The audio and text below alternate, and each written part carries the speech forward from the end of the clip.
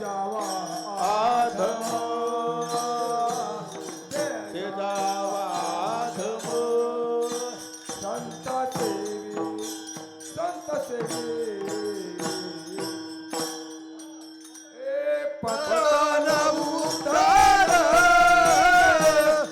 संगाचा महिमा पतंग उडाले संगाचा महिमा ते जावा ते जावा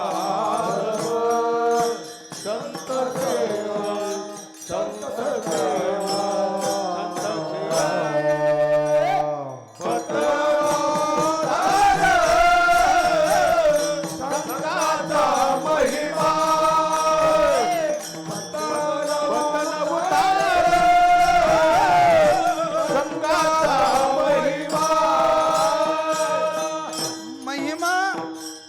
महिमा म्हणजे महत्व.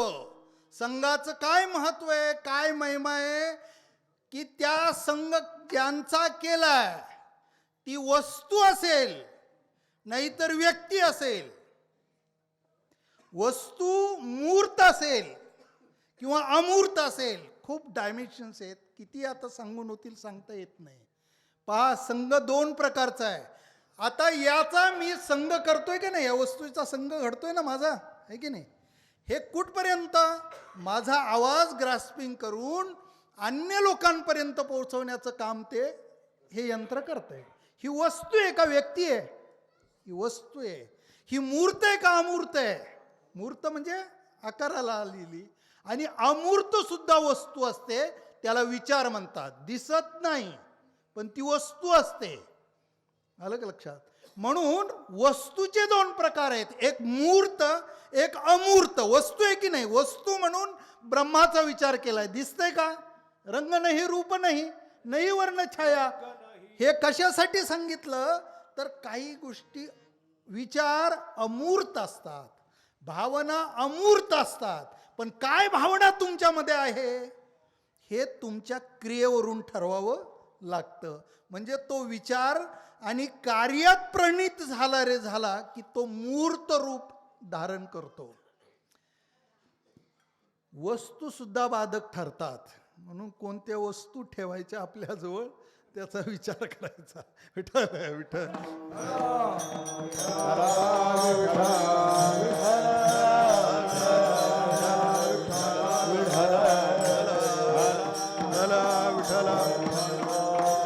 बाधक ठरतात, म्हणजे त्यांची ॲलर्जी होते, अशा वस्तू जवळ ठेवायच्या नाहीत. आणि जसं वस्तूच्या सापेक्षत्वातल्या त्या मूर्त असू द्या किंवा अमूर्त असू द्या त्या बाधक ठरतात, तशा साधक सुद्धा ठरतात, है की नाही. तुम्ही लिहिलेला तो ग्रंथ आहे ना, अजून त्याला प्रकाशित करायचे, पण कसा ठेवला, त्याला गवसणी केली बरं का. आणि त्याच्यामध्ये का बरं, त्याचं काय कारण आहे, विचार आहे, विचारांच्या प्रती असणारी ती आस्था आहे. ही आस्था असली पाहिजे, विचारांवर प्रीती असली पाहिजे. विचारांमुळं का तुम्ही राष्ट्रवादीमध्ये, याचं कारण राष्ट्रवाद जो देशातला आहे ना तो मनी माणशी पटलेला आहे, स्वीकारला आहे. आणि असा विचार ज्यांनी स्वीकारला आहे त्या विचाराचे वाद, है की नाही, नॅशनॅलिझम हा ज्यांनी स्वीकारलाय, असे जे जे कुणी आहे ते तुमचे सवंगडी आहे, तो तुमचा पक्ष आहे. तुम्ही का त्या पक्षामध्ये, हिंदुत्व नावाची काय विचारधारा आहे ती तुम्हाला मान्य पडली, तुमचं आणि यांचं जमत नाही. का जमत नाही? कारण हे की विचाराची भिन्नता, विचार आपल्या वर्तनाचा विषय बनतात, आणि या विचाराचा ही व्यक्ती असेल तर याच्याशी आपलं जमणार नाही. हे जाऊ द्या इकडचं उदाहरण, आपलं उदाहरण घ्या ना. असा एखादी व्यक्ती आपल्या सानिध्यात आली आणि परमार्थातल्या आपल्या श्रद्धेला सुरुंग लावील अशा प्रकारची आदवा तद्वा भाषा जर बोलायला लागली तर आपण त्याचं तोंड बंद करतो. तर बंद जर झालं नाही तर फोडतो, आणि ते परवडणारं नसेल तर त्याचा त्याग करून आपण बाजूला जातो. का? ह्या विचारांची अभिव्यक्ती होते, ती अभिव्यक्ती ऐकल्याच्या नंतर मला ती बाधक ठरते. आणि म्हणून माझ्यातून अशी रिॲक्शन येते. आणि अति महत्वाचं सूत्र सांगतो तुम्हाला, इंडियन फिलॉसॉफी मधलं सूत्र आहे की आपण एखाद्या विचाराला, आपण एखाद्या कार्यक्रमाला, आपण एखाद्या व्यक्तीला किंवा वस्तूला, पुन्हा ऐका, ग्रंथ वस्तू आहे आणि लिहिणारी व्यक्ती आहे. आता मी हे बोलतोय हे विचार आहेत, पण बोलणारी व्यक्ती आहे ना. व्यक्तीला, पुन्हा ऐका, फार महत्वाचं आहे, व्यक्तीला किंवा वस्तूला आपण कशी प्रतिक्रिया देतो त्यावरती ती वस्तूचीचा आपल्यावर काय परिणाम झालाय हे अधोरेखित होतंय. काहींची प्रतिक्रिया फार उत्तम, वाह काय कीर्तन केलं सरांनी. दुसरा म्हटलं जराही हसवलं नाही. दरवर्षी यांनाच का ठेवतात, यांनी जराही हसवलं नाही हो. म्हणजे हसवणं हे परिमाण ज्याला आवडतंय त्यांनी ते परिमाण लावून पाहिलं तर कीर्तन त्याच्या दृष्टीने ते काही दर्जेदार ठरलं नाही, आहे की नाही, नाही ठरलं. आणि विचार प्रणव जो कोणी आहे, विचारांवर ज्यांची प्रीती आहे, त्याला ते आवडू लागलं. त्याची प्रतिक्रिया, वाह वारकरी संप्रदायाचं कीर्तन कसं करावं याचा वस्तुपाठ जर पाहायचा असेल तर तुम्ही थोरा सरांचं कीर्तन अटेंड करा, असं तो दुसऱ्याला सांगू लागला. का सांगू लागला याचं कारण त्याची ती प्रतिक्रिया आहे. एक म्हणतो धड नाही आणि एक म्हणतोय सर्वात उत्तम आहे. कार्यक्रम तर एकच, अभिव्यक्ती तर एकच, पण प्रतिक्रिया दोन का आल्या याचं कारण हे की एकाच कार्यक्रमाला दिलेल्या दोन प्रतिक्रिया त्या कार्यक्रमाचा दर्जा नाही ठरवत, ती प्रतिक्रिया करणाऱ्याची दर्जा ठरतोय. म्हणून प्रतिक्रिया देताना सावध द्या. आलंय माईक समोर आणि आलेत पत्रकार समोर. विठ्ठल विठ्ठल.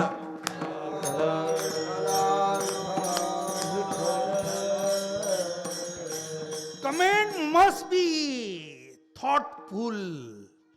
काही नाही करायचं. कुणाचा कार्यक्रम पाहिला का तिथे एक बटन आहे असतं ना, ते क्लिक केलं की खाली प्रतिक्रिया आहेत. बाकीच्यांनी काय दिल्या, सगळ्या कीर्तनकारांच्या खाली रामकृष्ण हरी. काय प्रतिक्रिया ही, कीर्तनकाराच्या विचाराचं काय सूत्र आवडलं असं काही त्याचं समालोचन करणारी दोन वाक्य लिहावीत ना, रामकृष्ण हरी. नाही नाही, त्या प्रतिक्रियेचा एकाने मला अर्थ सांगितला की मी तुमचं कीर्तन ऐकलं हे त्यांना कळावं, म्हणजे हजेरी लावली त्यांनी. विठ्ठल विठ्ठल. या साऱ्या विवेचनाचा आणि तात्पर्य आणि साररूप हेच आहे की व्यक्तीची असू द्या किंवा वस्तूची असू द्या, ती संगती आपल्याला साधक किंवा बाधक ठरते. आणि ती साधकच ठरावी असं जर वाटत असेल तर अशी संगती कुणी केली आणि त्यांना ती कशी साधक ठरली त्यांचा आदर्श आपण घेतला पाहिजे. त्यामध्ये आदर्श प्रस्थापित करणारे सर्वश्रेष्ठ जगद्गुरु तुकोबार आहेत आणि ते त्या संगतीची अपेक्षा करतात. ते आजच्या अभंगाच्या पहिल्या चरणावर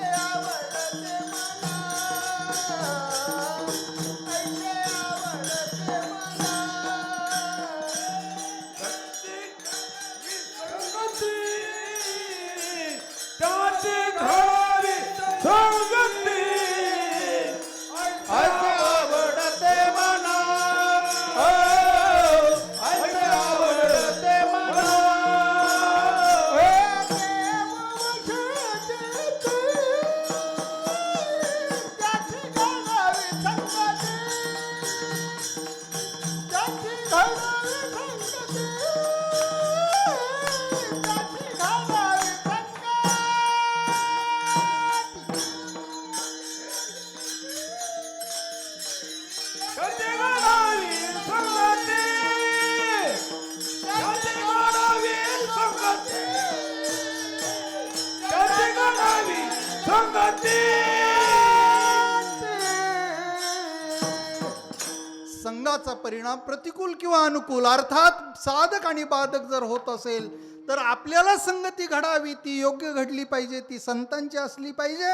मग हा प्रयत्न बाकी ठिकाणी करण्याऐवजी देवाकडे काय जाण्याचं गरज आहे आणि देवाला विनंती, देवाला प्रार्थना करण्याची काय गरज आहे, असा प्रश्न नाही का अभंगाच्या प्रस्तावनेत निर्माण करता येणार आपल्याला. चांगल्याची संगती करावी, त्याचा परिणाम चांगला होतो. मग चांगली माणसं शोधावी, करावी ना त्यांची संगती. देवाकडे जायचं काय कारण, देवाला साकडं घालण्याचं काय कारण, देवाला प्रार्थना करण्याचं काय कारण आहे. कारण कोणती वस्तू, मग ती संगतीची असू द्या, वस्तूची असू द्या, त्याच्या प्राप्तीसाठी प्रयत्न करावे लागतात. महिनाभर पुस्तक वाचून शिकवावं लागतं, अभ्यास करून. आणि 1 तारखेला मेसेज बँकेतून येतो, जमा झाला. आता फार सोय केलेली, आता पूर्वीसारखं राहिलं नाही. मेसेज येतो, पेन्शन येते, आणल्याच दिवशी कळतं आली, किती वाढ झाली, सगळं कळतं. का? परिश्रम करायचे. परिश्रमा वाचून काहीच मिळत नाही. आणि एकच दिवस भरवला, महिनाभर दांडणी मारली. तिथे जो क्लार्क बसलेला असतो ना, तो काढील का हो बिल? बिल काढणार का? बिल काढणार नाही. कामच केलं नाही, तू बिल काढायचं कसं? रजा सुद्धा शिल्लक नाही, मंजूर करायचा कसा पगार? जगातली साऱ्या वस्तू कुणाच्या ना कुणाच्या प्रयत्नाने, तुम्ही म्हणाल प्रयत्नाशिवाय वस्तू मिळत नाही. आता आम्ही आयत्या ताटावर जाऊन बसणार आहे. आम्ही काय प्रयत्न केलाय? ना बनवण्यासाठी, ना कमवण्यासाठी, ना वस्तू आणली नाही. कुणाचा तरी प्रयत्न ते बनवण्यासाठी, ते करण्यासाठी, आणि कुणीतरी प्रयत्न केलेला आहे म्हणून ताट समोर आलंय की नाही.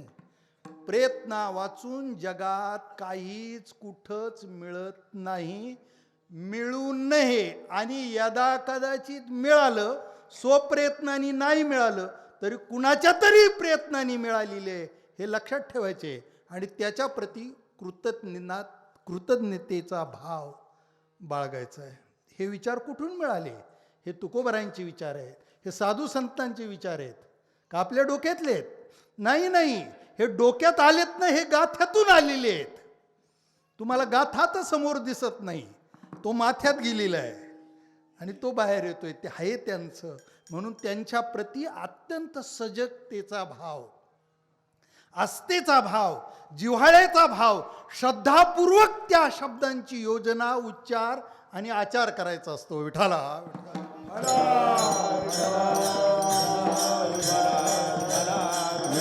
मग तुम्हाला घर बांधायचे ना घर.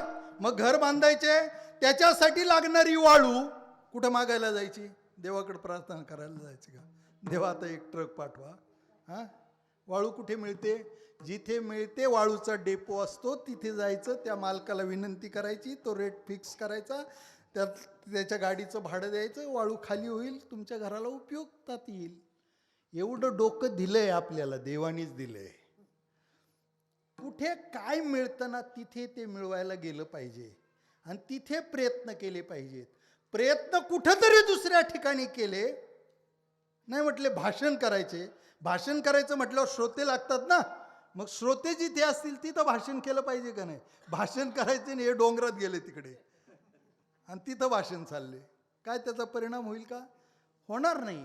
प्रयत्न कुठे करायचे, पहिली प्लेसमेंट ठरवा प्रयत्नांची. प्रयत्न कसे करायचे, का करायचे, कधी करायचे, सगळ्या गोष्टींचं नियोजन परफेक्ट करायचे. सगळा डायग्रॅम पहिला आहे ना. कॉलेज बांधायचे ना तुम्हाला, तिथं मॉडेल आहे तुमच्याकडे, पहा, किंवा तुमच्या कपाटामध्ये त्याचं मॉडेल आहे ना, ते संपूर्ण. इथे प्राचार्यांची कॅबिन, इथे प्रयोगशाळा, इकडे लॅट्रिन बाथरूम, इथे स्टाफ रूम. नियोजन करावं लागतं कागदावरती. आणि जे कागदावर केले ना ते सगळं पसंत पडलं, ज्यांचं करायचे ते काही सुधारणा मागवता सुचवायच्या आणि तेच उचलायचं आणि जमिनीवरती ते उतरवायचं, याच्यासाठी इंजिनियरकडे जावं लागेल, देवाकडे नाही. ज्या गोष्टी प्रयत्नांनी साध्य होतात आणि करायच्या असतात ना, त्या गोष्टी करण्याच्यासाठी आपली बुद्धी दिली ना, आपल्याला हात दिलेत ना, आपल्याला पाय दिलेत ना, यांचा उपयोग करायचा आहे ना. पण काही गोष्टी प्रयत्नांनी नाही मिळत हो. असाही अनुभव आहे, भल्या भल्यांचा आहे. जगातल्या साऱ्या वस्तू अशक्य ते शक्य अभ्यासाने सिद्ध होत आहे. आणि ते सिद्ध करता येतं असा अभ्यासाचा म्हणजे प्रयत्नांच्या पराकाष्ठेचा आणि उद्घोष ज्ञानेश्वरीच्या 12व्या अध्यायात केलाय. अभ्यासेप्य समर्थ होसी. काय लिहिलंय पुढे? अभ्यासाचे निबळे एका गती अंतराळे, एक व्याघ्र सर्प प्रांजाळे के केली, एक विषकी आरी पडे, एक समुद्री पाय वाट जोडे, ऐसे वाघ ब्रह्म थोकडे अभ्यासी केले. म्हणून या अभ्यासासी काही सर्वथा दुष्कर नाही, या लागी माझ्या ठाई अभ्यासी मिळे. मला प्राप्त करायचं असेल तर अभ्यास करावा लागेल, म्हणजे साधना करावी लागेल. मी साधनेने प्राप्त होईल. पण माझे जे भक्त आहे, साधनेची परिसीमा जरी केली तरी नाही त्यांची गाठ भेट होणार. कारण का? ती फार अवघड आहे. असे संत भेटी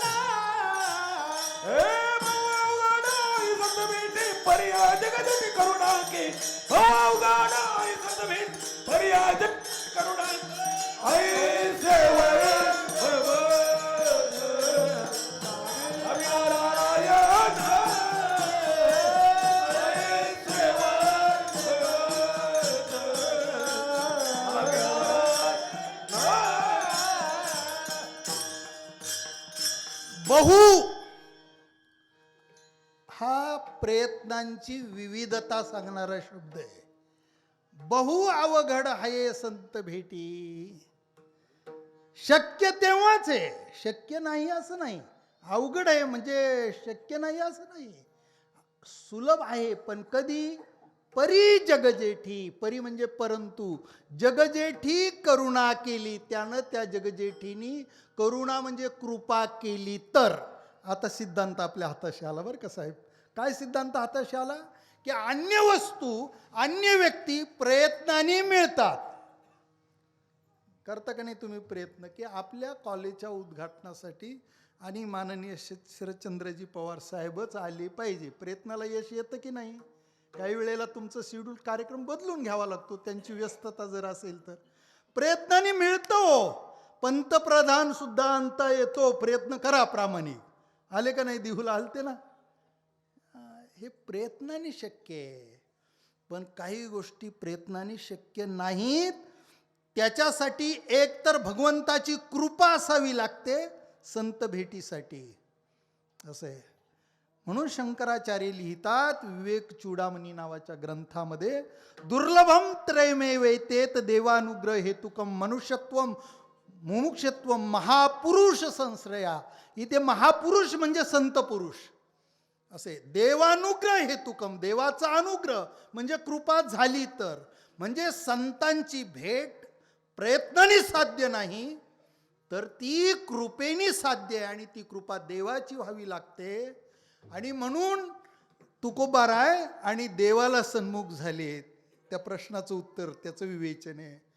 आणि देव वसे चित्ती, ए देवा, ए परमात्म्या श्री विठ्ठला, देव वसे चित्ती, ज्यांच्या चित्तामध्ये देवाचं वास्तव्य म्हणजे तुझं वास्तव्य आहे ना, त्यांची किंवा त्याची घडावी संगती, त्याची संगती मला घडावी. देवाचं कुठं वास्तव्य? ज्यांच्या चित्तात आहे. पण शास्त्र असं सांगतं ईश्वरच सर्व भूतानां, है की नाही? पण सर्वांच्या ठाई ईश्वर आहे. तो कुठे? हृदयामध्ये, हृदयात. सर्व घटी राम देहादे एक, सर्व घटी राम देहादे एक, सूर्यप्रकाशा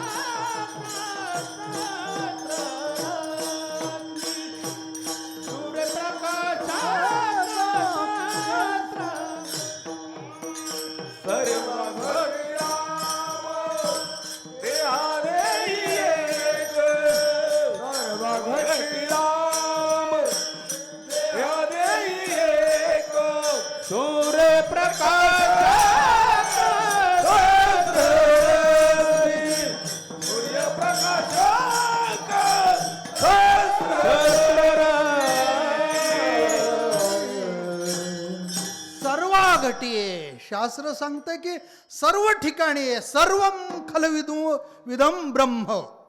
याचा अर्थ असा आहे की चराचरामध्ये स्थळी भरला रिता ठाव नाही उरला, आज्ञा दृष्टीने पाहिला विठ्ठलची विठ्ठल दरी भरला, रिता ठाव नाही उरला, आज्ञा दृष्टीने पाहिला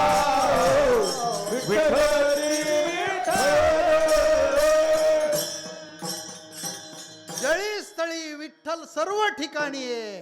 एको देवो सर्व भूतांतरात्मा. सगळ्यांच्या अंतर्यामी एकच परमात्मा सर्व ठिकाणी विद्यमान आहे असं शास्त्र सांगतंय. मग संतांची संगती कशाला? सगळ्या ठिकाणी आहे ना.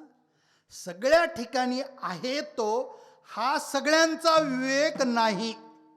सर्वम खलविदुम ब्रह्म हे जरी कळालं असलं तरी अहम ब्रह्मास्मी हा बोध आहे का तुमचा? मी ब्रह्म आहे साक्षात असा बोध आहे का? नाही. मी कोण आहे? ठाई ठाई आपण ज्यांच्या सापेक्षत्वात उभा राहतो ना, तिथे तिथे आपली बोधाची ना संकल्पना बदलत जाते आणि वेगळ्या जाणीवा येतात. आता मी तुमच्या समोर उभा आहे ना, काय मला बोध होतोय माहिती आहे का? मी एक कीर्तनकार आहे आणि तुम्ही श्रोते. जपून बोला. हे की नाही? जाणीव येते ना काय विषय कसा एक्सपोज करायचा, त्याच्या संदर्भात चिंतन करावं लागतंय. आता मी ब्रह्म आहे, उठा सगळेजण पडा माझ्या पाया, असं करून ब्रह्म तर हालत नाही, चालत नाही. काय करायचं? असं होईल की नाही? म्हणजे माझा बोध आता मी ब्रह्म आहे हा मुळीच नाही आणि तुम्ही ब्रह्म आहात.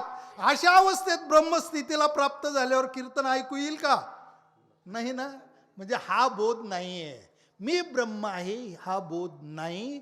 हा बोध जरी मी ब्रह्म असलो तरी तो माझ्या चित्ताचा विषय नाही. माझ्या चित्ताचा विषय मी कुणाचा तरी नवरा आहे, कुणाचा तरी भाऊ आहे, कुणाचा तरी बंधू आहे, या देशाचा नागरिक आहे, कोणत्या तरी पक्षाचा कार्यकर्ता आहे, मी टाळकरी आहे, मी माळकरी आहे, मी श्रोता आहे, मी कामकरी आहे, मी कंपनी मॅनेजर आहे, मी बँकेत ऑफिसर आहे, वगैरे वगैरे वगैरे वगैरे. या बोधावरच आपण जगतो, जगावं लागतं. कारण इथला व्यवहार आहे मी ब्रह्म आहे असं जर तुम्ही वर्गात म्हणायला लागले ना तर तुम्हाला शिक्षा नाही करता यायचं. तुम्हाला म्हणावं लागेल concentrate very carefully to me. मी काय शिकवतो इकडे लक्ष द्या. मी शिकवणार आहे, तुम्ही शिकणारे आहात. अध्ययन आणि अध्यापनाची प्रक्रिया सुलभ व्हायची जर असेल तर मी चांगलं शिकवलं पाहिजे आणि तुम्ही चांगलं ग्रहण केलं पाहिजे. मी कीर्तन चांगलं केलं पाहिजे आणि तुम्ही चांगलं ऐकलं पाहिजे. आलं का लक्षात? विनोदाची अपेक्षा नाही केली पाहिजे. बोधावर राहायचं, बोधावर. याला म्हणतात ऐहिक जीवनातला व्यावहारी बोध. व्यावहारी सत्तेत राहायचं आणि पारमार्थिक सत्तेमध्ये संत असतात आणि तो परमात्मा जरी सर्व ठिकाणी असला तरी त्यांच्या चित्ताचा विषय झालेला असतो, त्यांच्या चित्तात असतो. आणि चित्ताचा म्हणजे विषय बरं का, कुणाचा? त्यांच्या आत्मस्वरूप ते जो परमात्मा आहे तो चित्ताचा विषय होतो, म्हणजे चित्तात येतो. आणि चित्तात जे जे येतं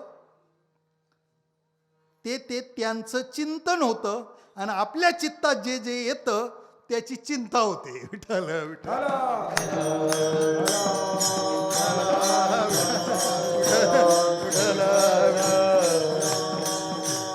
काय येतं आपल्या चित्तात? आपल्या चित्तात हे येतं, नित्य उठून या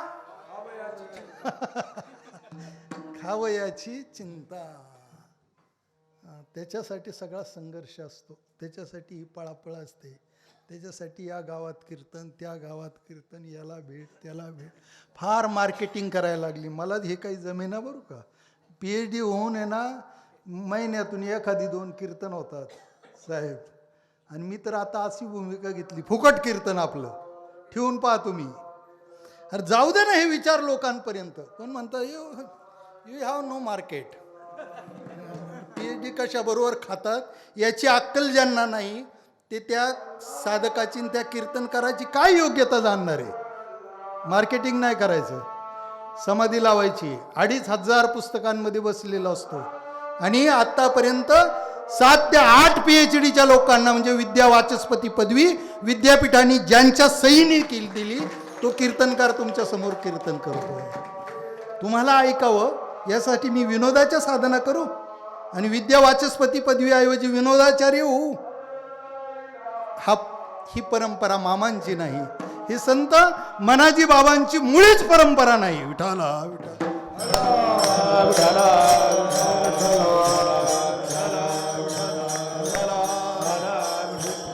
म्हणजे ज्यांच्या चित्तामध्ये तो परमात्मा वास करतो आहे सर्व ठिकाणी, पण सर्वांना सर्व ठिकाणी आहे या बोधावर कुणीच नाही. या बोधावर केवळ ते आणि ते महात्मे सततम कीर्तयंतो माम. चित्तामध्ये असल्यामुळे त्यांचं सतत कीर्तन चाललंय. आणि ते महात्मे कसे आहेत? भगवान श्रीकृष्ण लिहित आहेत, समहात्मा. थांबू काय? थांबू जा. तर ते महात्मे कसे आहेत माहितीये का? ते महात्मे कसे आहेत याच्याबद्दल गीतेत लिहिले भगवान श्रीकृष्णाने. स महात्मा, स म्हणजे तो महात्मा, आणि पुढं मात्र दुर्लभा नाही म्हटलं, सुदुर्लभा म्हणजे अति अवघडे भेटलं. आणि देवा हे माझ्या लक्षात आले आणि तुझ्या करुणेने तुझ्या कृपेने तो संभव होतो, ती संगती मिळते. म्हणून देवा हात जोडतो रे आणि पाया सुद्धा पडतोय की देव वसे चित्ती त्याची घडावी संगती. आणि ही माझ्या मनीची आवड आहे. हे अभंगाच्या 2य चरणामध्ये आवडते मना ऐसे, आवडते मना ऐसे, आवडते मना ऐसे, आवडते मना ऐसे आवडते म्हणा ऐसे, आवडते म्हणा ऐसे, आवडते म्हणा ऐसे, आवडते म्हणा ऐसे, आवडते मना ऐसे, आवडते मना ऐसे, आवडते मना ऐसे, आवडते मना ऐसे, आवडते म्हणा ऐसे, आवडते म्हणा ऐसे, आवडते म्हणा ऐसे, आवडते म्हणा देवा पुरवी वसना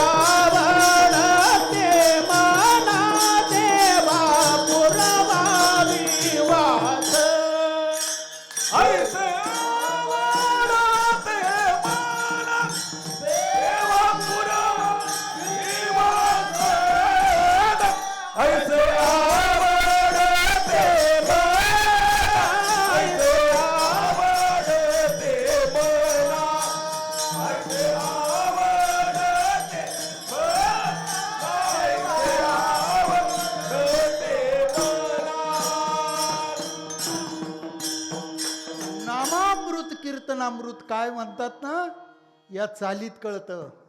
फार साधना आहे महाराजांची, इतकी प्रासादिक चाल की असं वाटतं की ऐकता ऐकता सारं आयुष्य सरून जावं, नाही देह ठेवून टाकावा. सहज स्वरांच्या साधना येत नाही. साक्षात स्वर म्हणजे ना परमात्मा आहे, साक्षात परमात्मा आहे. परमात्म्याची जी नानाविध रूप आहे, काय देव प्रसन्न करायचंय? प्रसन्नच आहे तुम्हाला. विठ्ठल विठ्ठल.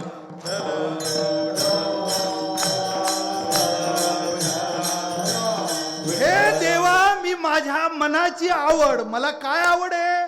माझ्या मनाची वासना म्हणजे आवड ही आहे की ती घेऊन मी तुमच्या ऐसे आवडते मना. कैसे? देव वसे चित्ती त्यांची त्याची घडावी संगती, ऐसे आवडते मना. मन कुणाचं? स्वतःचं. हात जोडलेत. अशी माझ्या मनाची आवड आहे. जनाची कशी आहे? जनाची आवड कशी आहे? आवड दोन प्रकारची आहे. म्हणून यात्रा असते का नाही, तुमच्या गावात यात्रा आहे ना, कधी असते? हां, झाली का? मग यात्रेला काही कीर्तनकारांना नाही बोलवायचं का? काय पाण्यासारखीच नसते, पाण्यासारखी असते, हे का नाही? पण कीर्तनकार आला आणि तमाशावर बोलला म्हणजे तर त्याची एक मीटिंग असते. आमच्याही गावची यात्रा असते आणि मग अशी सगळ्या पक्षाची सगळ्या विचाराची लोक पहिली मीटिंग बसतात की वर्गणी किती ठेवायची, कार्यक्रम कोणते ठेवायचे, कसं नियोजन करायचं, घाट कुणी सांभाळायचा, मंदिराचे हरितुर वगैरे ते हार वगैरे ते कुणी पाहायचं, जेवणाचं कसं पाहायचं, आलेल्या पाहुण्यांचं स्वागत, त्याच्यासाठी शाली किती घ्यायच्या, नारळ किती घ्यायचे वगैरे वगैरे सगळं नियोजन करावं लागतं की नाही. आणि मग शेवटचा कार्यक्रम असतो की कार्यक्रम कोणते ठेवायचे. मग काही जण म्हणतात तमाशा झालाच पाहिजे. अरे नाही जमायचं, आपल्या गावात 4 सप्ते होतात, तमाशा नको, चाललो उठून. तुम्हाला जर ठेवायचा नसेल, माझे 50,000 रुपये घ्या, पण तमाशा झाला पाहिजे. गावात तमाशा झाला पाहिजे, गावाचा नाही झाला पाहिजे. विठ्ठल विठ्ठल.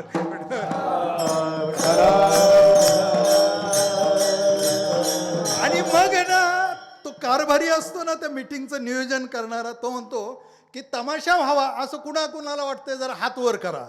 आणि मग हात वर जर जास्त झाले ना, तर इथलं प्रशासन असं आहे आपल्या देशाचं, लोकशाही आता राजेशाही राहिलेली नाही.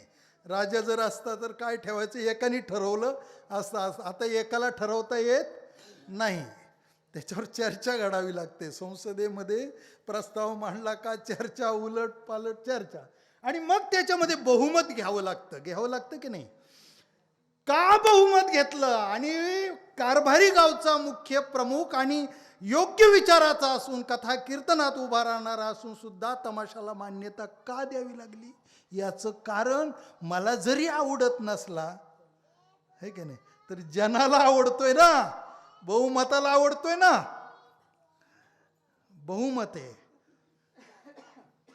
बहुमताला किंमत आहे. रामराज्यामध्ये, लोकशाहीत आत्ताच्या वर्तमान काळात बहुमताला किंमत, आणि रामराज्यामध्ये सर्व मताला किंमत होती. प्रभू रामचंद्र गादीवर बसावे असं कुणाकुणाला वाटत होतं? राजा दशरथाला तर वाटतच होतं ना. आणि कसं वाटायला लागलं माहिती आहे का? इथे आरशामध्ये पाहिलं आणि काय लक्षात आलं, कानाच्या वरचा केस काय झाला होता, एक पिकलेला आढळला. आणि लक्षात आलं की आता काय केलं पाहिजे आपण, आता राज्यकारभार दिला पाहिजे, आता मुलाच्या स्वाधीन केलं पाहिजे. आपले दाढीचे आणि डोक्याचे कधी जरा कर्णामुळी सांगू आली गोष्टी, मृत्यूची या भेटी जवळी आली, मृत्यूची या भेटी जवळी आली. जरा कर्णामुळी सांगू आली गोष्टी, मृत्यूची या भेटी जवळी आली, मृत्यूची या भेटी जवळी आली.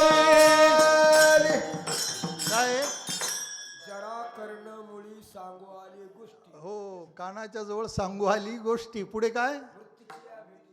हा, मृत्यूची आता वार्ता भेटी फार जवळ आली याची जाणीव झाली.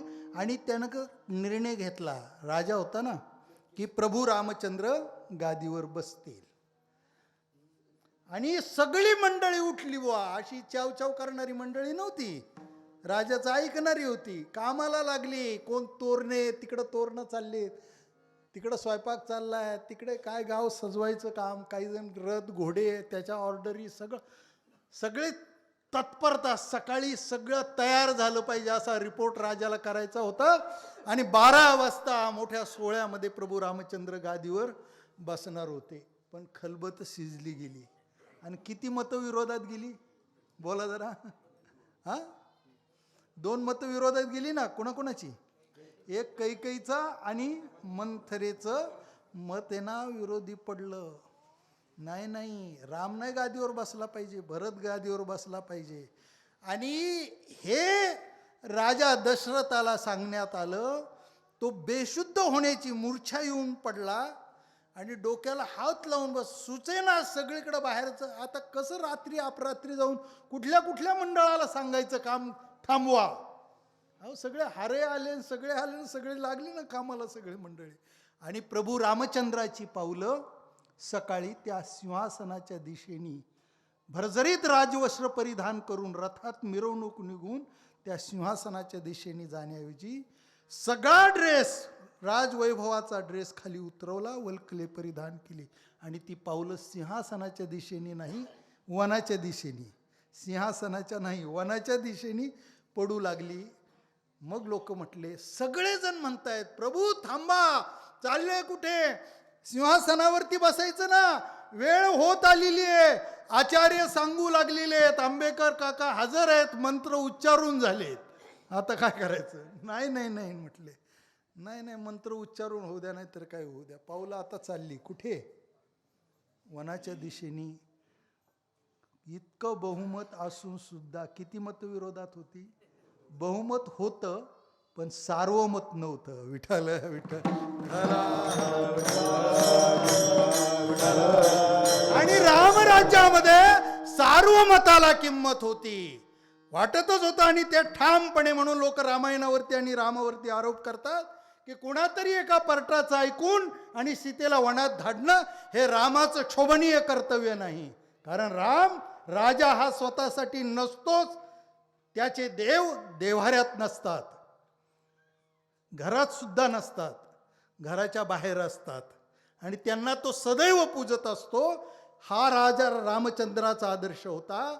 माझ्या प्रजेच्या सर्व मताचा विचार जरी केला तरी सीता तशी नाही, पण एकाला जरी वाटते ना, ते सर्व मतातून वजा जाते. त्याचा विचार करण्याच्यासाठी प्रभू रामचंद्र आणि सीतेची काय योग्यता आहे, वनात गेल्यावर काय होणार आहे, हे काय कर्तुम अन्यथा कर्तुम शक्ती असणाऱ्याला, त्या प्रभू रामचंद्राला काय अशक्य आहे? आणि ती जगन्माता होती, सगळ्या जगाला शक्ती पुरवते, आणि तिला वनवास येतोय. आमच्या नजरा नीट नाहीत, आमचा अभ्यास धड नाही, आणि आम्ही काही अभ्यास आणि काही चिंतन करतो. विठाला विठाल. तात्पर्य आणि सारांश असा आहे की प्रभू ही माझ्या मनाची आवड आहे, ही जनाची आवड नाही. जनाची आवड तूच गीतेमध्ये 10व्या अध्यायात सांगितली ना, विषयाचा पडी पाडू, गोड परमार्थ लागे कडू, कडू विषय तोची गोडू, जीवासी झाला. जीव मात्र विषयामध्ये रंगलेले, विषय सुखची परमावधी. विषय सुख हे सर्वश्रेष्ठ आहे असं जग आहे. जगाची आवड विषयाच्या सापेक्षत्वात आहे. आम्ही विषयातीत झालोय आणि मग त्या चित्ताचा विषय, त्यातले विषय बाजूला गेलेत आणि त्याचा विषय काय व्हावा तर परमात्मा संत व्हावे. विषय तो त्यांचा झाला नारायण, विषय तो त्यांचा झाला नारायण, विषय तो त्यांचा झाला नारायण, विषय तो त्यांचा झाला नारायण. नावडे जन धन माता पिता, नावडे जन धन माता पिता, विषय तो त्यांचा झाला नारायण, विषय तो त्यांचा झाला नारायण. माता पिता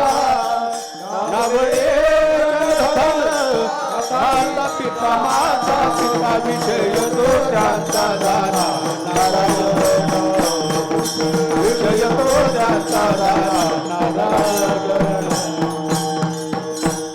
जगाची रीत जरी अशी असली की बहुमताचा विचार करणं तरी ऐकावे जनाचे.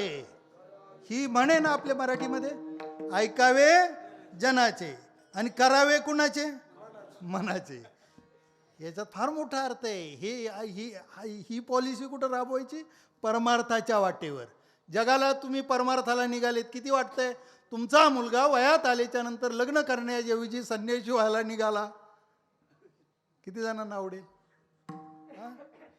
आवडेल का? नाही, जगाला हे आवडत नाही. का आवडत नाही? जगाचा तो विषयच नाही. प्रभू जगाची आवड विषय सापेक्ष आहे आणि आमची आवड, संतांची आवड आणि प्रभू सापेक्ष आहे.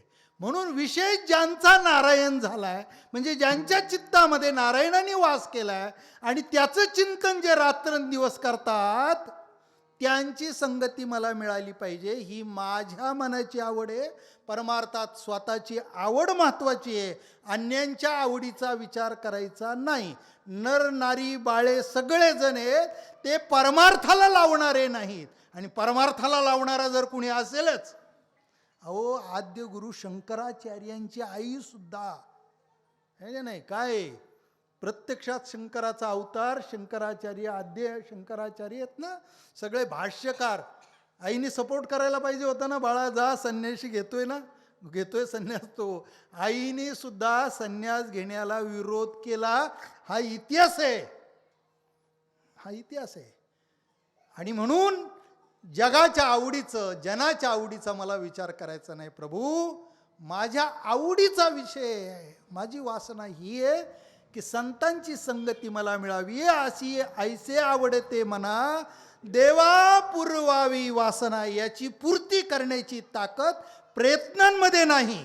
मी प्रयत्नांची पराकाष्ठा केली, पण प्रयत्नाने ते साध्य होत नाही. म्हणून हात जोडतोय आणि म्हणून पाया पडतोय. विठाला विठाला विठाला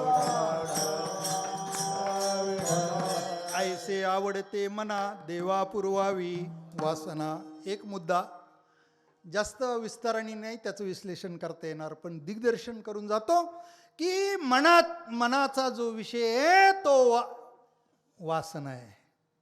त्याचे दोन प्रकार आहे, एक सद्वासना आणि एक आहे दुर्वासना. वासना हा मनाचा धर्म आहे आणि रसना हा शरीराचा धर्म आहे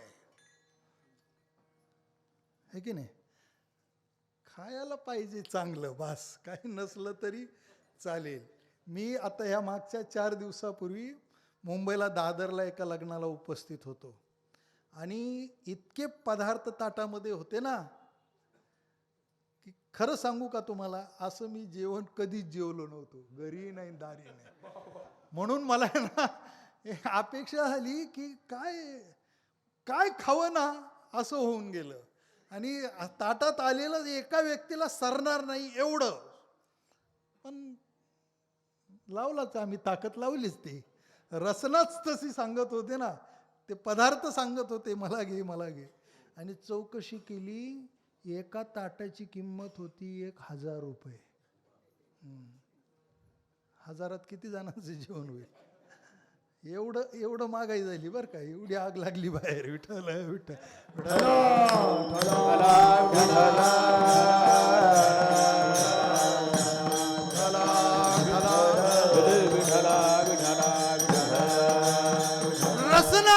रसना जर सांभाळली नाही, रसना. आणि म्हणून कलियुग जेव्हा द्वापारयुग संपलं आणि परीक्षितीच्या दरबारामध्ये कलियुग आलं ना, ते असं विचित्र आलं. म्हटलं की नाही आता द्वापार संपलेले, आता कलियुग सुरुवात झालेली आहे. ते कसं असेल कलियुग, त्यांनी यावं, आता त्याची नियुक्ती आहे ना, आणि त्यांनी आपली धोरणं सांगावी. म्हणून कलियुगाला बोलवणं पाठवलं. कलियुग आलं, लोकांमध्ये आलं, राजा बसलाय सिंहासनावर आणि अक्षरशः अंगावर सूत भरा इतका सुद्धा कपडा नाही. अशा अवस्थेत यावं काय आतमध्ये लोकांमध्ये राजदरबारात. पण ते आलं बुवा, लाजच सोडलेली आहे ना कलियुगाने.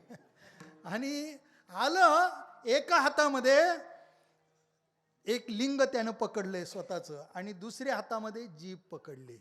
सगळेजणांनी खाली माना घातल्या, कारण ते दर्शनीय नव्हतं आणि प्रदर्शनीय नव्हतं. सगळ्यांनी माना खाली घातल्या आणि खालूनच म्हणाले, असं आहे का बोंबल, काय सांगायचं आता, तुझं धोरण मांड. तो म्हटला, खाली मान घालायला झालं काय तुम्हाला? हां, लाजा वाटतात काय तुम्हाला? हां, अरे याच्यावरच सगळं जग चालणार आहे इथून ऐका पुढं. कलीच्या महिमा असत्याची रिजले जण बापाचे श्री अनुमोदन करती हेळन ऐका कलीच्या महिमान असत्याची रिजले जण बापाचे श्री अनुमोदन करती हेळन इथे लॉक लावलं. पूर्वी काय होतं, प्राण जाय परी वचन न जाय. ठरलं, हे शेत तुला दिलं का दिलं. कुणी सांगायचं, आजोबानी. वाटण्या कोण करायचं, आजोबा. सरस निरस सगळं पाहिजे आणि त्यांनी निर्णय घेतला का पुढच्यांनी हुशारी करायची नाही. माझ्या बापानी जे केलंय, आजोबांनी जे केलंय ते मी मान्य करायचं, हे की नाही. का तर वचन कुणाचे, वडीलधाऱ्यांचे ना, पाळायचं. कलियुगाने सांगितलं, आता वचन कोणाला द्यायचं नाही, कोणी पाळणार नाही, देणाराही नाही आणि घेणाराही नाही. अंगठा तरी पाहिजे, नाहीतर सही तरी करावी लागेल आणि बांधून घ्यावं लागेल. रेकॉर्डली ऑर्डर असेल तर. अहो पण तुम्ही म्हटले होते ना, असं म्हटले होते ना, ते पाणी पुरवठ्याची सगळी योजना काढतो, तुम्ही तर जाहीर बोलले होते. अरे तसं बोलायचं असतं, तो ती समयाची मजबुरी असते, भाषण त्याशिवाय रंगत नाही. विठाला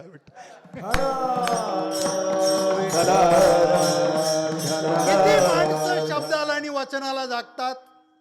माझ्याही घरातली केस कोर्टामध्ये चालली.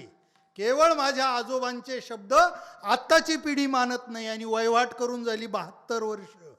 आणि आत्ताची पिढी म्हणता, आजोबाला काय कळत होतं आणि तुला काय कळत आहे.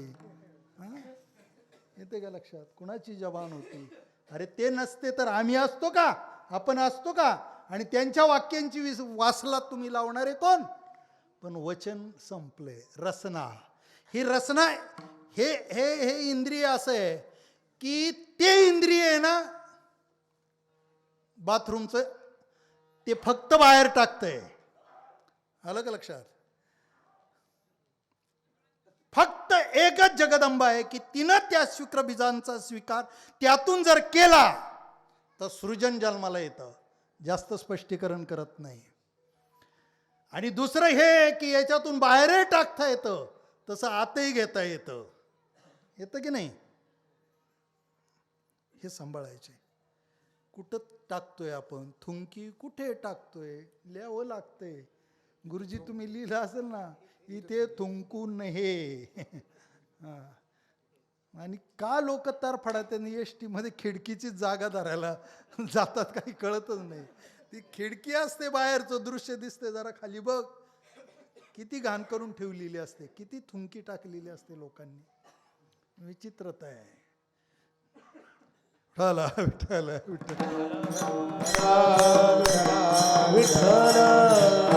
आहार शुद्धी, सत्वशुद्धी, खाण्याचं नियोजन अति महत्वाचं आहे. कारण त्याच्यावरती आपल्या तनाची सुव्यवस्था राहणार आहे.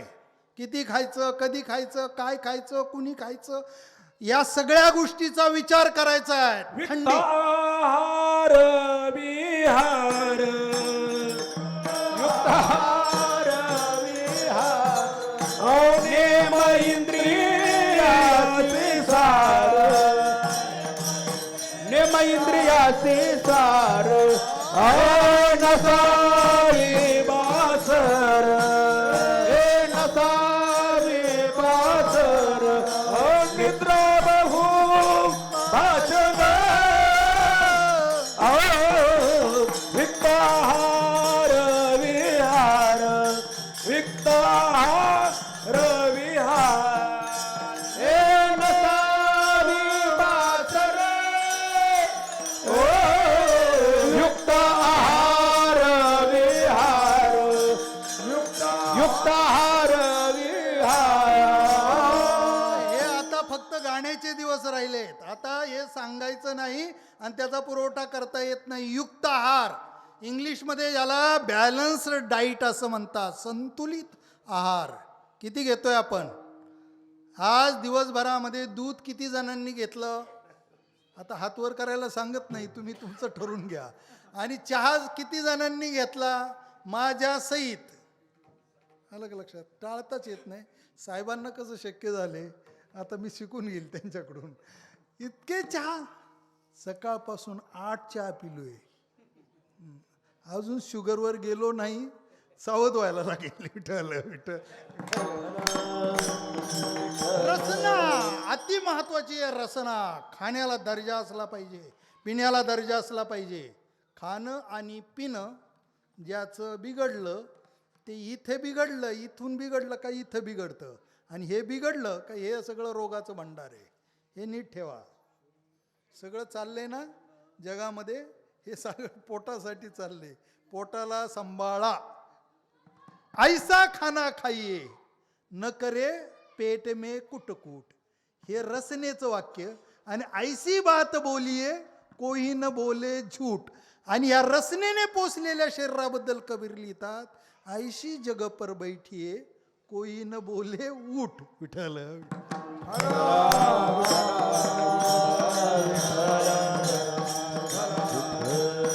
आणि म्हणून मनाचा जो धर्म आहे वासना, ते या वासना त्या मनामध्ये सद्वासना असली पाहिजे.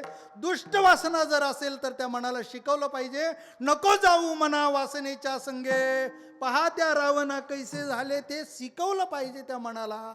ते शिकवण्यासाठी समर्थ रामदासांनी मोठा ग्रंथ, मोठा नाही छोटाच आहे पण अर्थाने मोठा आहे, त्या मनाचे श्लोक वाचले पाहिजेत. आणि म्हणून असा जगामध्ये एकही संत झाला नाही की त्यानं आपल्या मनाला शिकवलं नाही. मना तेथे धाव घे, मना तेथे धाव मन तेथे धाव घे, मन तेथे धाव घे. आहे विठो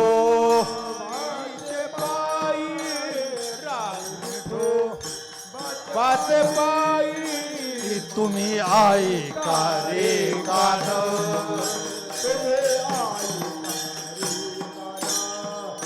राहे विठो बात पायी, राहे विठो बात पायी ऐका रे गाना, तुम्ही ऐका हे गाना. आपल्या मनाला शिकवलं पाहिजे रात्रंदिवस. तुका म्हणे नित्य नवा दिस, तुका म्हणे मना पाहिजे अंकुश. रात्रंदिस दिस जागृतीचा, नित्य नवा दिवसातल्या नव्या नव्या दिवसात आपण उगवणारा प्रत्येक दिवस नवा आहे. त्या मनाला काय केलं पाहिजे? शिकवलं पाहिजे. म्हणा सज्जना भक्तिपंथेसी जावे, तरी श्रीहरी पाविजे तो स्वभावे. जगी निंदिते सर्व सोडून द्यावे. शिकवावं.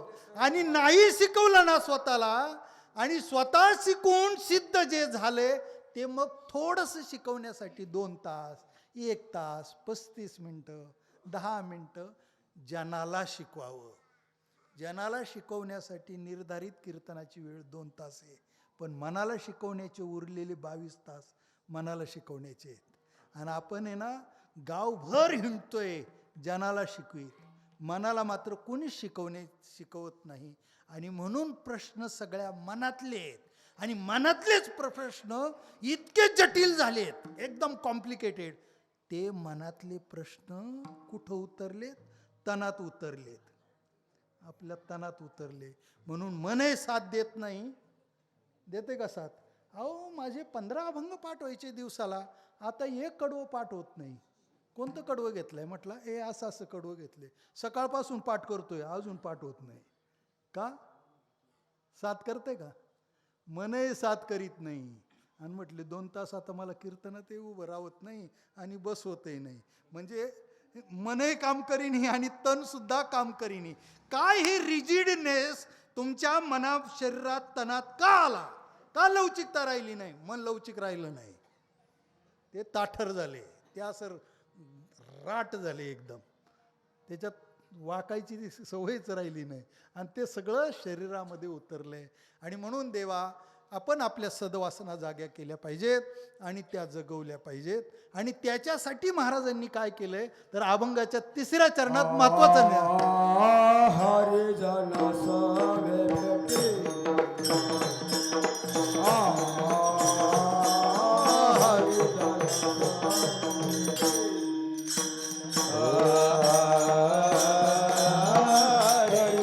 सवे भेटी हरी जन सवे भेटी हरी जन सवे भेटी हरी जन सवे भेटी नहो अंग संग तुटे नहो अंग संग तुटे ऐसे आवडते मना ऐसे आवडते मना हरी जना सवे भेटी नहो अंग संग तुटे नहो अंग संग तुटे ऐसे आवडते मना ऐसे आवडते मना जनासवे भेटी काय काय जर हरी जनासवे. हा पण महाराज आता अलीकडं मला गाथ्यामध्ये असं नाही आढळलं हो. त्यामुळे मी दुरुस्त करून म्हणत होतो, तुम्ही परंपरेनेच म्हणताय. हरी जनासवे नाही, हरी जनाशी भेटी. हरी जनाशी भेटी नव्हे किंवा नभो अंग संग तुटी. तुटी म्हणजे ताटातूट. विभक्त अवस्था त्यांच्या संदर्भात नको. सातत्याने आम्ही भक्त पाहिजे. भक्त म्हणजे अटॅचमेंट आमची त्यांच्याशी पाहिजे. कुणाशी? त्या संतांशी. आणि त्यातल्या त्या संगतीची परिभाषा सांगताना सांगतात अंग आणि संग. हा संग आहे म्हणजे संगती कशी पाहिजे? अंगाची पाहिजे. काय करायचे तुम्हाला? त्यांच्या अंगाचं हे संगती व्हायची आहे की नाही? अंगाची संगती आहे. आता आपला हा जो चाललाय ना हा अंगसंग आहे. तुमचं अंग तिथे माझं अंग इथे. उद्या 12 वाजता कसं असेल? तुमचं अंग इथे आणि माझं अंग तिथे. आता मी कुणाच्या संगतीत आहे? आहे की नाही? साहेबांच्या संगतीत.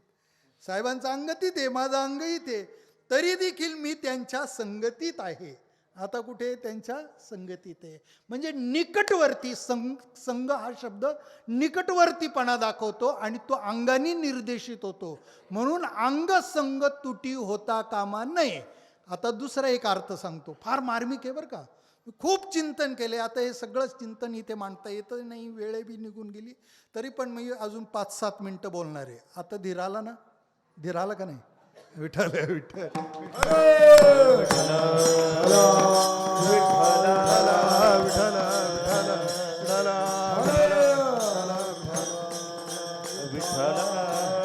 का? ज्यांची संगती करायची त्यांचं अंग माझ्या जवळ असलं पाहिजे का? याचं कारण पडून राहीन ते ठाई. उगाच संतांची पायी तिथे संपर्क झाला पाहिजे. म्हणजे जवळीक झाली पाहिजे. जवळीक म्हणजे आदर्श. संत कसे? आदर्श आहेत. किती आदर्श आहेत माहिती आहे का तुम्हाला? तेथे दुष्टगुण न मिळे निशेष चैतन्याचा वास झाला माझी. त्यांनी हा परमार्थ सिद्ध केलाय. परमार्थ करणं म्हणजे फार मोठी टपुरी गळ्यात तुळशीची माळ घालायची असं नाही. छोटी असली तरी चालेल पण ती तुळशीची असली पाहिजे. नाही तर छोटी असली म्हटले चालल्यावर बऱ्याच माळा आता अशा चालल्या की त्या इतक्या छोट्या आहेत की त्या तुळशीच्या नाहीत. छोटीची सवलत दिली ना तर अशी गडबड होते.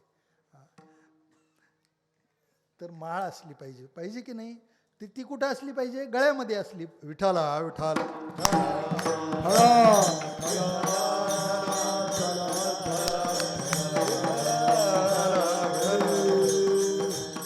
संलग्नता अत्यंत महत्वाची. ती कुठे असली पाहिजे? आश्रमात होतो. रात्रीचे 10 वाजले, 9 वाजता बेल झाली आणि आश्रमामध्ये बेल झालीच्या नंतर जेवायला जायचं असतं. जेवायला मी गेलोच नाही, कारण त्या दिवशी माझं पोट खूप खराब झालेलं होतं आणि म्हटलं चला आज जेवायला जायचं नाही. जेवणच सगळ्यांची झाली.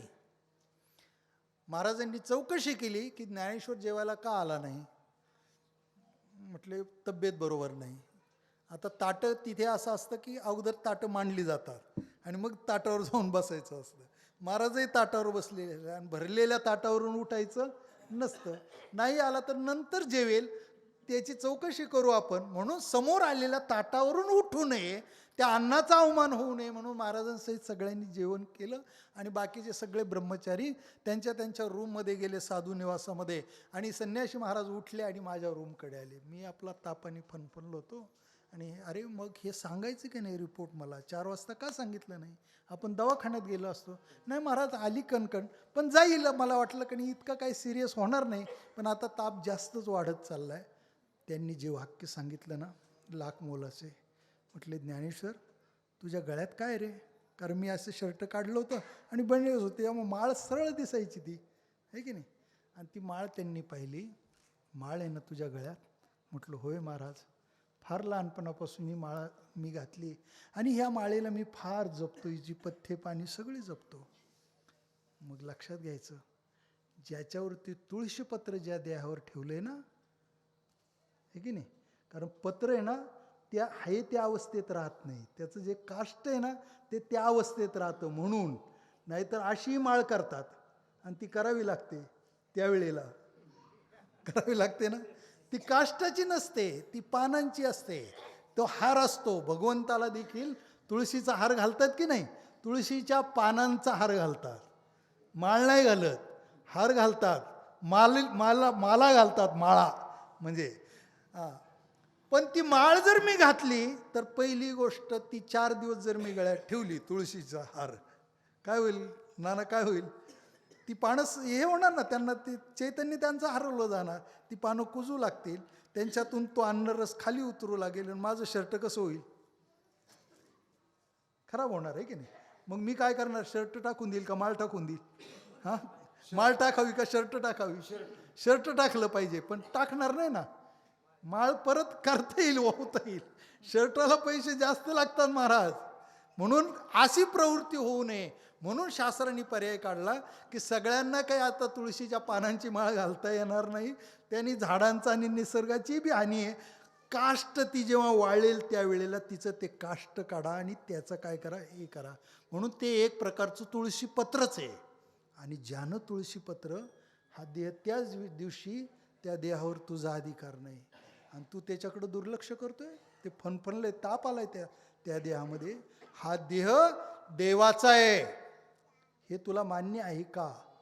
हे माळा घालणाऱ्यांना बऱ्याच जणांना ही माहिती नाही. हा देह कुणाचा आहे, देवाचा आहे. दिली इंद्रिये, हात पाय कान, आता किती प्रमाणाने सांगावं. मग आता हा जर देह जर देवाचा असेल तर तो आपल्या कामाला लावायचा का देवाच्या कामाला लावायचा.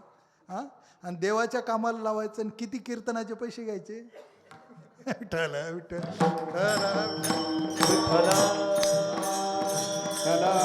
सतर्कता आहे. माळ गळ्यात घालणं म्हणजे रात्रंदिवस महायुद्धाचा प्रसंग, साधी गोष्ट नाही. म्हणून तुकोबाराय म्हणतात की तेने पथ्य सांभाळावी. पथ्य सांभाळलीच पाहिजे, नाहीतर रोग झालाच म्हणून समजा. पथ्य सुटतात म्हणून हा जेने विठ्ठल मात्रा घ्यावी. मी उत्तरार्ध सांगितला, तुम्ही पूर्वार्ध सांगितला आणि दोघांचा समन्वय झाला. विठ्ठल विठ्ठल. आणि म्हणून अत्यंत महत्वाची ही गोष्ट असल्यामुळे हरिजना सवे भेटी त्या माळकऱ्यांनी हा देह, हे त्या संतांनी ठरवलंय की हा देवाकारणी देह लागला पाहिजे आणि मग आपले हे आदर्श आपल्या जीवनात उतरवले पाहिजे. माळ गळ्यात घातली रे घातली का ती आपल्याला दिसते, ही जाणीव येते. अशी स्त्री दाखवा जिचं लग्न झालंय आणि गळ्यात मंगळसूत्र नाही. सगळे अलंकार काढून देईल ती बुवा, पण मंगळसूत्र काढू देणार नाही. कारण मंगळसूत्र काढणं म्हणजे तिचा जीवच काढून घेण्यासारखा प्रकार आहे हा, साधी गोष्ट नाही. हे मंगळसूत्र गळ्यामध्ये असणं हे तिचं लग्न झाल्याचं हे द्योतक आहे. म्हणून मंगळसूत्र घातल्यावर बाया मंगळसूत्र असं बाहेर काढून ठेवतात आणि माळ घातल्यावर ती आत ठेवायची असते. मंगळसूत्र किती हजाराचं असतं, किती असतं आहे की नाही? हां हां, मंगळसूत्र जर हरवलं तर बाई वेडी होती. अशी वेडी झालेली बाई मी पाहिलेली एक, तिचं मंगळसूत्र हरवलं म्हणून, आणि त्याच बाईची माळ तुटली. म्हटली घालू उद्या घेऊन. माळ गेल्याचं नाही, माळेला काही मूल्य नाही. किती रुपयाला मिळते? 30 रुपयाला नाही, 100 रुपयाला, 50-100 रुपयाला मिळते आहे की नाही? माळेची किंमत किती? व्यावहारिक मूल्य 50 रुपये. मंगळसूत्राचं व्यावहारिक मूल्य 10,000 रुपये. किती? नाही 50 का? विठ्ठल विठ्ठल. किती किती महाराज? किती? 1 लाख. बघा महाराजांचं झालं नाही तरी अभ्यास किती मोठा आहे. विठ्ठल विठ्ठल.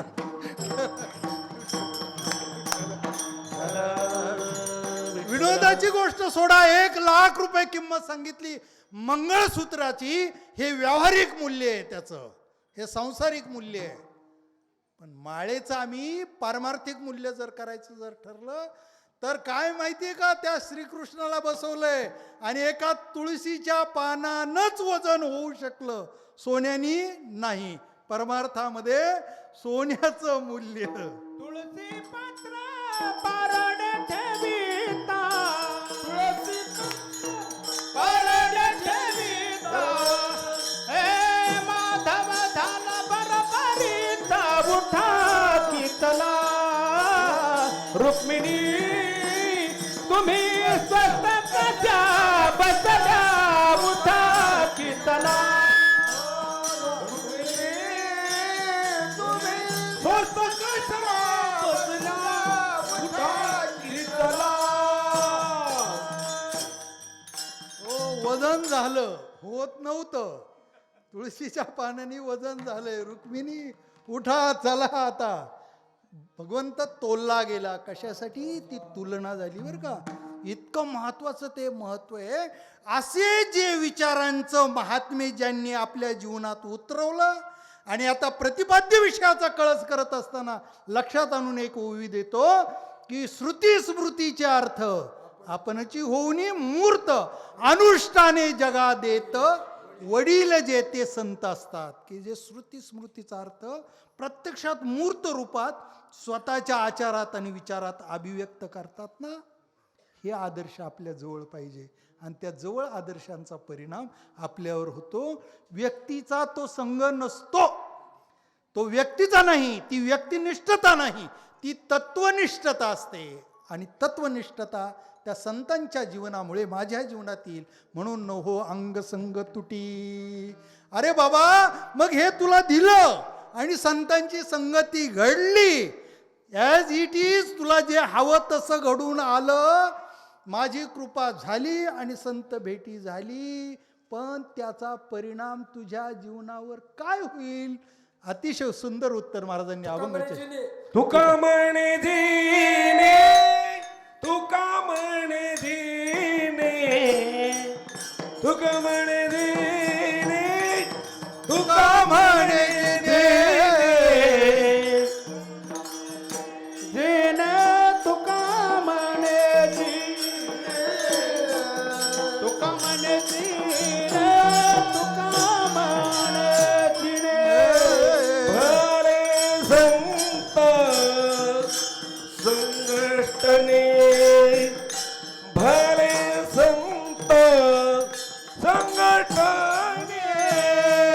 ऐसे आवडते मना, ऐसे आवडते मना. भले संता संगठने, भले संता संगठने, ऐसे आवडते मना, ऐसे आवडते देवा. तुका म्हणे जिने भले संत संगष्टने. जिनं वेगळं आणि जीवन वेगळं. जिनं सगळेजण जगतायत, कुत्री, मांजरी, माकडं, खोकडं, वनस्पती, सगळ्यांच्या वाट्याला जिनं आलंय आणि आपल्या वाट्याला जिनंच आलंय. त्या जिन्याची वाट लागावी आणि त्याचं रूपांतर जगण्यात व्हावं, त्याला जीवन म्हणतात. हे जीवन वाट्याला आलं पाहिजे. जीवन सुंदर आहे, ते सर्वांग सुंदर झालं पाहिजे. असा प्रयत्न तेव्हा शक्य होतो. तो प्रयत्न ज्यांच्या सानिध्यात करावे लागतो ना, ते संत असावे लागतात. तुकोबाराय म्हणतात, स्वान बिचारे पोटई भरते चगळून या तुकडे. जगतं ना स्वान म्हणजे कुत्र. काय ताजी भाकरी टाकली काय कुत्र्यासमोर, काय व्यवस्था करता तुम्ही कुत्र्याची? उरलेली शिळी भाकरी टोपल्यातली सकाळी कुठे टाकायची? कुत्र्याच्या समोर टाकायची, कुत्र्याला. आणि त्यानं ते तुकडे खायचे. आणि जर घरात नाही मिळाले तर दुसऱ्याच्या दारात उभं राहायचं आणि त्यांनी तुकडा टाकण्याऐवजी काय करायचं? हाड मानायचं. आता एका तुकड्यावर पोट भरेल का त्याचं? मग ते काय करतं? अनेक घरं कोळपतं. इथं एक तुकडा, तिकडे एक तुकडा, तिकडे एक तुकडा, असे काही जण हाड करतात. आणि असे तुकडे भरून पोट कशासाठी? ती भूक त्याला आहे ना स्वस्त बसू देत नाही. कसंही पडेल ते खायचं ना. याला म्हणतात फक्त जिवंत राहण्याची ही धडपड आहे. Struggle for living. आलं का लक्षात? याला जीवन नाही म्हणत. जीवनामध्ये नियोजन असतं. जीवन फार सुंदर असतं, ते अनुकरणीय असतं. ते जीवन जर जीवनात रूपांतर जिन्याचं व्हायचं असेल, म्हणजे ते जीवन सुंदर म्हणजे भलं जर व्हायचं असेल, तर तुका म्हणे जिने भले संत संगष्टने. संतांच्या संगतीत ते जिनं सुलभ होतं. 1-2 मिनिटामध्ये दृष्टांत सांगतो आणि कीर्तनाला थांबवतो. वैकुंठवासी स्वानंद सुखनिवासी आणि धुंडा महाराजांनी सांगितलेला दृष्टांत आहे. त्यांचं नाव घेतलंच पाहिजे, आहे की नाही? एक संघाचा काय परिणाम होतो, संघाला एवढं काय कीर्तनात महत्त्व दिलं जातं, असं बिरबलाला आणि अकबराने प्रश्न केला. ते म्हटले की नाही, हे असं मौखिक उत्तर देऊन नाही चालणार, हे काही कृतीतून सुचवावं लागेल. महाराज, हे सांगण्याच्यासाठी मला एक 3, 4, 5, 6 महिने द्या, मी हे सिद्ध करतो संघाचा किती महत्त्व आहे ते. त्याच्यासाठी काय काय करावं लागेल बिरबल? म्हटले त्याच्यासाठी मला 2 लहान बाळं असणारे 2 पोपट आणावे लागतील, मला द्यावी लागतील. पिलं नुकतीच जन्माला आलेली, थोडीशी उडू शकतील अशा क्षमतेची. 2 दिले. काय करणार तू? म्हटलं 6 महिन्यांनी तुमच्या प्रश्नाचं उत्तर देण्यासाठी यांची आवश्यकता आहे. आणि एका पिलाला खाटकाच्या दारी पिंजऱ्यातून पोच केला आणि सांगितलं, याला काय खाणं पिणं लागेल ना, त्याचा खर्च राजदरबारातून पुरवला जाईल, याला जगवायचं. हां. आणि एकाला पंडिताच्या घरी आहे ना, त्याला पिंजऱ्यासहित पोचवलं आणि सांगितलं, काका चिंता करू नका, सगळे पैसे याचे पुरवले जातील. आणि 6 महिन्यांनी यांचं पोषण झाल्याच्या नंतर पुन्हा दरबारात हजर करावं लागेल. आणि त्या ठिकाणी दरबारात हे दोन्ही पिंजरे आणले. एका पिंजऱ्यातल्या पोपटाने राजाकडं पाहिलं आणि धडाधड त्याच्या पाठ असलेल्या शिव्या त्यांनी द्यायला सुरुवात केली. कहीं का हरामखोर कहाँ बैठा है, अरे हमारे ओर देखता है, लात घालू का, कापू का, तोडू का, अशी त्याची भाषा, गावठी आडगळीतली भाषा. म्हटले हे क्या बोल रहा है? म्हटले महाराज आता सहन करा, ते शिव्या देते तुम्हाला. अरे इसको काट डालो, गलत बात कर रहे हैं. नाही म्हटले कापायचं काम नंतर करू, त्याला बाजूला सारा. दुसरा पिंजरा पुढे आणला आणि आल्याबरोबर त्यांनी राजाकडे पाहिलं. आगतम सुस्वागतम राजन. संस्कृतमध्ये त्यांनी बोलायला सुरुवात केली. गीता शास्त्रमिदम पुण्य राजो, पढ़ो गीता पढ़ो, गीता शास्त्रमिदम पुण्य पठेत प्रयत पुमान, विष्णु पद वापनोति भय शोकादिवर्जिता. क्या बात कर रहा है ये गीता का श्लोक बातें कर रहा है. ऐसा क्यों हुआ? म्हटले की नहीं, इसको रख दो और इसको काटो, इसको ठार करो, इसको मार दो. आणि त्याला मारण्याच्यासाठी तलवार उचलली. जो शिव्या देत होता त्यावेळेला जो संस्कृत श्लोक म्हणत होता ना, त्यानं काय सांगितलं? गवाक्षराजम न सुनोति वाक्यम न चास्य दोषो नच मद्गुणो वा संसर्गजा दोष गुणा भवंती. राजन, तो शिव्या देतोय आणि त्याला तुम्ही ठार करायला निघालेत. शिव्या देणं हा त्याचा दुर्गुण नाही, आणि मी श्लोक गातोय हा माझा गुण नाही. तो त्याचा दुर्गुण तुम्हाला वाटतोय, आणि मी जे बोलतोय हे सद्गुण तुम्हाला वाटतायत. ते सद्गुणही नाही, दुर्गुणही नाही. तो संघाचा महिमा आहे. तो काय आहे? संघाचा महिमा आहे. म्हणून तुकोबाराय म्हणतात, तुका म्हणे जिने भले संत संगष्टने, ऐसे आवडते मना देवा पुरवावी वासना. ज्ञानेश्वर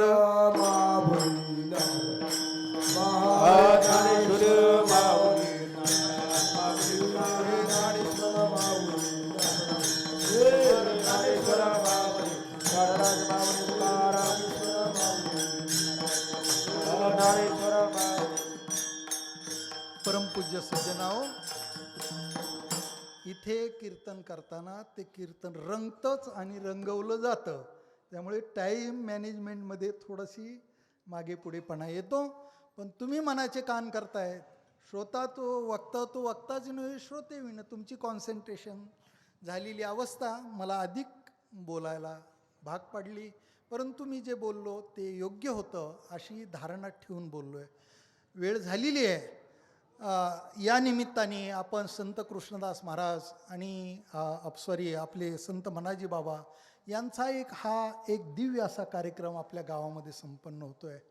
आणि सालावतप्रमाणे मोठ्या प्रेमाने तुम्ही मला बोलवत आहे. आता हे बोलवणं तुम्हाला नडणार आहे बरं का नाना.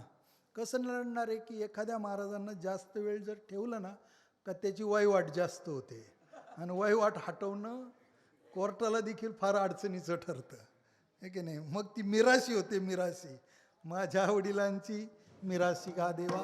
त्यामुळे मलाही मनापासून वाटतं की इथं कीर्तन आपलं व्हावंच, आणि तो विचार तुम्ही करता. काही दिवसांनी हा विचार काही जागेवर राहील असं वाटत नाही. त्यामुळं भवितव्य माझं अडचणीत आलं तरी या कार्यक्रमावर साहेब माझं इतकं प्रेम जडलेलं आहे की तुम्ही कार्यक्रम नाही ठेवला ना तर मी इथे उभं राहण्याऐवजी तुमच्या शेजारी बसेल ना. तिथं बसायची हरकत आहे का? त्याच्यासाठी नियोजन करावं लागेल का? नाही ना. आणि ती जर वेळ आली नाही तर मी माझा सरजम सगळा घेऊन येईल आणि कीर्तन करेल. बाबा माझं कीर्तन आहे ना, संत मनाजी बाबा आवडीनं कीर्तन ऐकतील. त्यांच्या चरित्रचिंतनाने मला काय फायदे झाले ते शब्दात न येणार आहेत. त्यामुळे या मंदिरावरती, या गावावरती एका तीर्थाचं स्वरूप लक्षात ठेवून आम्ही इथे येत असतो. निमगाव साव्याला जायचं म्हणजे आळंदीला जाण्याचा जो भाव असतो ना, अगदी तसूभरही तो भाव वेगळा नाही. आणि तीर्थावर कीर्तन करताना जी पथ्य पाळायची असतात ती मात्र पाळली जातात. त्यामुळे माझी ही निष्काम सेवा वर्षानुवर्ष बाबांनी त्यांच्या चरणी आणि समर्पित करून घ्यावी अशी मी त्यांना प्रार्थना करतो. आपल्या आरोग्याची, आपल्या सुखसमाधानाची चिंतना या ठिकाणी करतो. साहेबांनी आणि श्री हरिभक्तीपरायण आणि बजरंग महाराज करजुलेकर यांनी मला विनंती केली आणि या ठिकाणी कीर्तनाचा योग आला. गुरुजींनी फार सुंदर पुस्तक लिहिलं आहे. आर्थिक चिंता गुरुजी करू नका, माझी 10 कीर्तनं 10 गावात ठेवा आणि आलेली पाकिटं जमा करून घ्या. तुमचं पुस्तक प्रकाशित झालं म्हणून समजा. विठ्ठला विठ्ठला विठ्ठला. आता कीर्तनाला जास्त भांडवल लागत नाही. भांडवल भरपूर आहे. भांडवल भरपूर आहे. दुकानदारी चालत नाही, ती तुम्ही चालवा म्हणजे प्रश्न मिटेल तुमचा. आणि तुम्ही नाही असं मला कधीच दिसलं नाही हो. नेहमी कार्यक्रमामध्ये आहेच तुम्ही. रजा कशी तुम्हाला मिळते. आणि आता तर रिटायरच झालेले आहात. साहेबांच्या बरोबरीचा एक अतिशय कामावरती मनापासून प्रेम करणारे तुमचे मित्र म्हणून गुरुजी माझ्या संग्रही आहेत. अनेक मंडळी आहेत, मनाचं कान करून ऐकतात. सगळ्यांचं नाम निर्देश मला करता येत नाही आणि माहिती नाही. पण तुम्ही ज्या अर्थी माझ्या कीर्तनात बसलेत त्या अर्थी तुम्ही माझे हात, हा माझेपणाच या प्रेमाला पुरा ठरेल अशी भावना व्यक्त करतो. काकांच्या घरी सालाबादप्रमाणे होणारं आतिथ्य फार सुंदर. शंकर महाराज, पंढरीनाथ महाराज, आमचे भास्कर महाराज म्हणजे मृदुंगमणी. काय ताकद आहे या मंडळींचे. या महाराजांचा परिचय नसला तरी फार तुमचा विद्यार्थी का? हा भवन महाराज खाडे आहेत. इकडे सुरदासजी आहेत, जगन्नाथ महाराज आहेत. आणि महाराष्ट्र आहे ना ज्यांनी आहे ना, काय हो महाराजांच्या चाली आहेत. हो महाराज यूट्यूबला आहेत का नाही तुम्ही? ते अरे अरे नाही नाही नाही, पण आता तुम्ही आले पाहिजे, काळाची गरज आहे ना ती. नाही तर आम्ही वंचित राहू ना या सगळ्या लाभाला. आणि आपले परम आदरणीय वैकुंठवासी स्वानंद सुखनिवासी रामबाबा यांचा आवाज आपल्याला मिळाला नाही. कोणीतरी मगाशी त्यांच्या कन्येने मला सांगितलं की एक क्लिप कुठंतरी लोकांनी जतन केली, ती मला हवी अशी व्यवस्था तुम्ही करा. आणि आपल्याला महाराज तुम्हाला विशेषतः सूचना करायची की नानांचा आहे ना एक संकल्प केला आहे साहेबांनी, आणि मला ते सांगितलं आहे, परंतु मी संगीतात काही तज्ज्ञ नाही. आणि त्यामुळे आपल्याला नानांची एक व्हिडिओ क्लिप सुंदर करून ते यूट्यूबला आपल्याला लोड करायचे. त्याच्यासाठी काय नियोजन करायचे ते तुम्ही आणि आपण करायचे. काही होईल तो खर्च आपण करू. आणि नानांचं सुंदर विना घेऊन आपल्याला भजन रेकॉर्डिंग करायचे आणि ते आपल्याला काही दिवसात करायचे. हा संकल्प सिद्ध झाला म्हणजे नानांच्या कृपेला आपण पात्र झालो असं होईल. सगळेजण आनंदाने जीवन जगा अशी प्रभूच्या चरणी प्रार्थना करतो. आणि चालणं घेता चालता होतो.